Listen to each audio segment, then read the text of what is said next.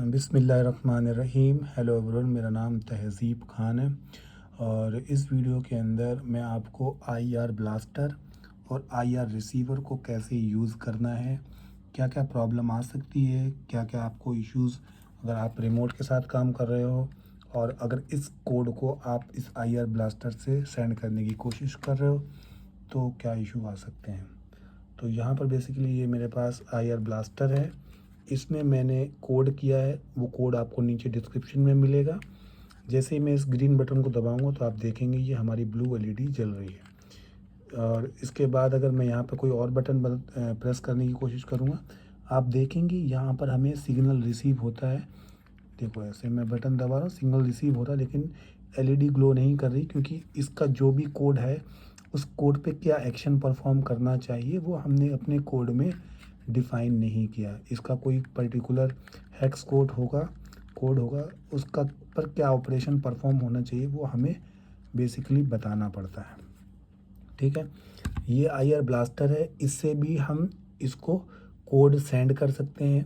लेकिन मैंने जो इसके अंदर इस ग्रीन बटन, इस रेड बटन पर बटन दबाने से जो कोड पास होना चाहिए, जिससे हमारी, अगर आपने लास्ट वीडियो देखी है, ग्रीन एलईडी जलती थी, वो नहीं जल रही है जस्ट बिकॉज क्योंकि मैं इस आईआर ब्लास्टर से एग्जैक्टली वो कोड सेंड नहीं कर पा रहा हूँ। आपको वीडियो को बार बार देखना पड़ेगा, जो मैंने बोला है वो बहुत इम्पॉर्टेंट चीज़ है। ठीक है, मैं आपको अब इसको को सिंपली कैसे लगाना है, आपको यहाँ पर यह मैंने 200 ओम का रजिस्टर यूज़ किया है, जो कि इसके मैंने ग्राउंड में लगा रखा है। आप कहीं पर भी लगा लें चल जाएगा। इसके बाद इसका जो मैं ग्राउंड है, इसका यानी एनोड पार्ट है, वो मैं लगाऊंगा ग्राउंड में, और इसकी जो एक पिन है वो लगाऊंगा पिन नंबर 3 में। आप जो भी पिन में लगाएं उस पिन को कोड में डिफाइन कर दें। कोई हार्ड एंड टफ नहीं है कि आप इसको पिन नंबर 3 में ही लगाएं। इसकी वायरिंग मैं आपको बताऊं तो आप इसको देखेंगे, इसका जो उभरा वाला पार्ट है, जो उभरा वाला जो पार्ट है वो है हमारे सामने है, यानी इस तरफ रखा हुआ है। तो इसके उस साइड में आप देख रहे हैं ये जो 5 वोल्ट से कनेक्टेड है, आपको दिख रहा है ये 5 वोल्ट से कनेक्टेड है। इसका जो बीच वाला है वो ग्राउंड से कनेक्टेड है, और उसके बाद जो पार्ट है वो हमारा पिन नंबर 2 से कनेक्टेड है। ठीक है, ये पिन नंबर 2 हमारी 2 से कनेक्टेड। अगर आपने 3 से कनेक्ट किया तो 3 का कोड करेंगे, आप कोड में आप डिफाइन करके उसको चेंज कर पाएंगे। अब मैं आपको कोड दिखाता हूँ। इसका कोड मैंने आपको डिस्क्रिप्शन में दे दिया है, इसका भी दे दिया है। जो मुझे प्रॉब्लम फेस आई थी वो ये प्रॉब्लम ये थी कि मैं जो पर्टिकुलर कोड जो मुझे इस रिमोट से मिल रहा था, मैं चाहता था कि वही कोड मैं इस आईआर ब्लास्टर से पास कर पाऊँ, लेकिन वो पॉसिबल नहीं हो पाया।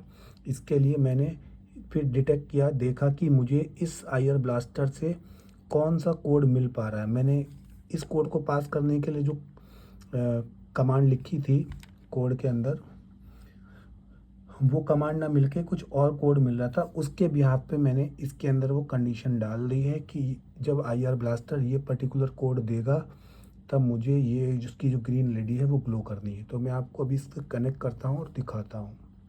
अब मैंने इसके अंदर वायरिंग कर ली है, तो जैसे ही मैं इसकी तरफ इसको दिखाऊंगा, आप देख रहे हो कि मैं इसकी तरफ नहीं भी दिखाता तो भी हमारी जो एलईडी है वो रेड कलर से ब्लिंक हो रही है, वो ग्रीन वाली एलईडी ब्लिंक हो रही है। अगर मैं इसको छुपा देता हूँ, अपने हाथ से पकड़ लेता हूँ, अब इसमें से जो बीम्स है वो उस तक नहीं पहुँच पा रही हैं। ऑल तो आप देखेंगे कि यहाँ पर कुछ बीम्स पहुँच भी जाती हैं। जैसे मैं हल्का उसका हाथ खोलता हूँ तो आप देखेंगे कि कुछ बीम्स पहुँच रही हैं। अब बेसिकली क्या होता है कि ये जो आईआर ब्लास्टर है ये कोई पर्टिकुलर कोड सेंड कर रहा है कुछ बीम्स के थ्रू। ये जो रिसीवर है इस बीम्स को रिसीव करके उसको डिकोड कर रहा है।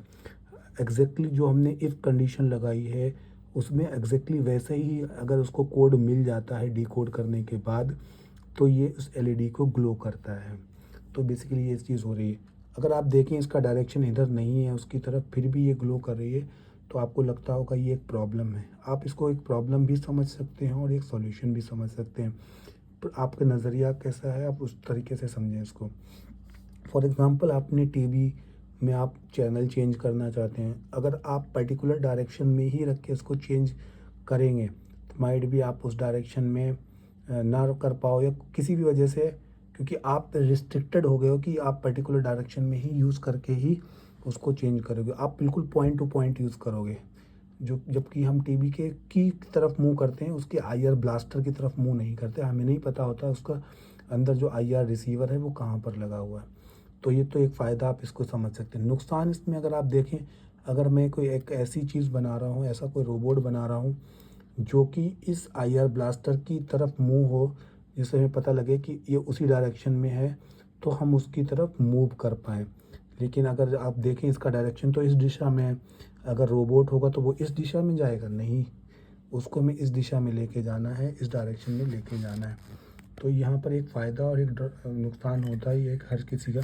अब इसको मैंने प्रिप्रिंट करने के लिए, ताकि इसका जो डायरेक्शन है वो स्प्रेड ना हो, मतलब जो बीम्स हैं वो स्प्रेड ना हो, मैंने इस तरीके की चीज़ें यूज़ करने की कोशिश करी है। अभी इसमें मुझे कामयाबी नहीं मिली है, लेकिन ऑल्दो तो मुझे लग रहा है ये कामयाब हो जाएगा।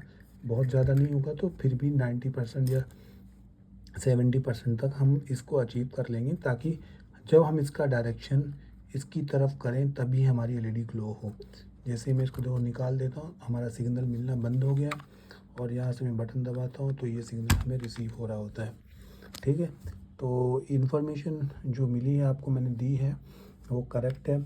अब इसके अंदर इशू क्या था कि मैंने इसके अंदर सेम लाइब्रेरी जो आर्डिनो की जो रिमोट लाइब्रेरी थी वो यूज़ की है, और इस आईआर ब्लास्टर को यूज़ किया है। तो एग्जैक्टली जो यहाँ से कोड मिल रहा है वो कोड मैं इससे जनरेट नहीं कर पा रहा हूँ। अब ये क्यों हो रहा है, इसके लिए मुझे काफ़ी रिसर्च करना पड़ेगी, ऐसा क्यों होता है, क्योंकि इसमें एनएफसी फ्रेम होते हैं, कुछ फ्रेम्स बनाए जाते हैं, एड्रेस होता है।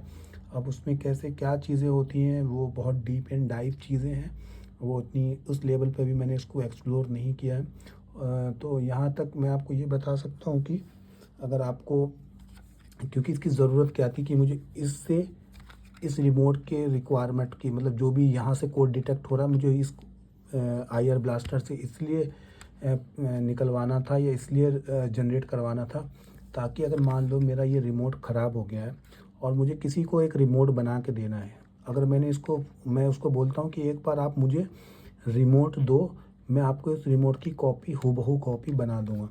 अब मैंने क्या किया, इसके सारे कोड्स को डिटेक्ट कर लिया कि हाँ इस बटन पे ये है, इस बटन पे ये है, उसको लिख लिया। उसके बाद मैंने अपने आर्डिनो के कोड में उन सारे जो मैंने कोड्स हैं उन कोड्स को डाल के इस आईआर ब्लास्टर से उसको जनरेट करने की कोशिश करी। बेसिकली वो अभी हो नहीं रहा, लेकिन कोशिश करी तो हमारा रिमोट रेप्लिकेट हो जाएगा, डुप्लीकेट हो जाएगा। वो अभी पॉसिबल नहीं हो पा रहा, उसके लिए मुझे फिगर आउट करना पड़ेगा कि ऐसा क्यों हो रहा है। Thank you so much. Please इस वीडियो को लाइक कर दीजिए, चैनल को सब्सक्राइब कर लीजिए। जो कोड है वो नीचे डिस्क्रिप्शन में मिल जाएगा। वायरिंग बहुत सिंपल है, आपको सिंपली 2 वायर यूज़ करने हैं। आपको ये कैसे पता लगेगा कि आपका आईआर ब्लास्टर काम कर रहा है नहीं कर रहा, आप सिंपली इसको आप अपने कैमरे के नीचे रखेंगे, इसमें पावर देंगे, 5 वोल्ट का पावर देके इसको कैमरे के नीचे रखेंगे तो ये ग्लो करेगा। यहाँ पर आपकी वायरिंग इसकी भी बता दी मैंने, इसमें एलईडीज़ यूज़ करी हैं। Thank you so much. अल्लाह हाफ़िज़। मिलते हैं किसी और वीडियो के अंदर। अस्सलाम वालेकुम रहमतुल्लाहि व बरकातहू।